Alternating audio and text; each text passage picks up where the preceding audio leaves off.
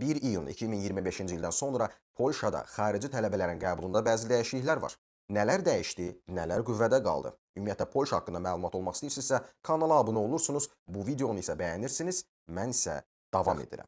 Ötən videoların birində Polşada işləyən xaricilərlə bağlı qanun dəyişikliklərindən danışmışdım. Bu dəfə isə növbə tələbələrindir. Gov.pl saytının məlumatına görə bundan sonra Polşa universitetlərinə qəbul almaq üçün bunlar tələb olunacaq. Akademik mübadilə üzrə Milli Agentliyin direktoru tərəfindən tanınan təhsil sənədlərini təqdim etmək, təhsil alacağınız dil üzrə biliyinizin ən azı B2 səviyyədə olduğunu təsdiqlətmək, imtahan ya da müsahibədən keçmək. Bundan başqa əcnəbi tələbələrin qəbul sayında da məhdudiyyətlər qoyulub. Yeni qaydalara görə tələbələrin sayı 50% keçməməlidir.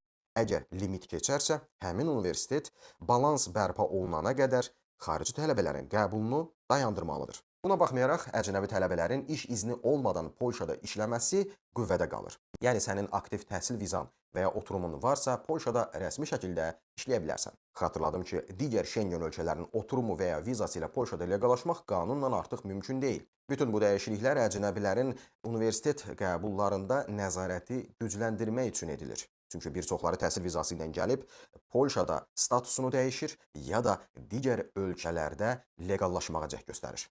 Polşa hökuməti isə deyir ki, mən bu vizanı ona görə verirəm ki, sən gəlib mənim ölkəmə xeyir verəsən, digərlərinə yox. Ona görə hansı ölkəyə gəlmək istəyirsinizsə, o ölkəni hədəfləyin. Bu arada Polşada iş ya təhsil, ümumiyyətlə legalizasiya ilə bağlı sualınız və yaxud da köməyə ehtiyacınız varsa, mənim profilimdəki WhatsApp nömrəmə və yaxud da ki, şəxsiyə yaza bilərsiniz.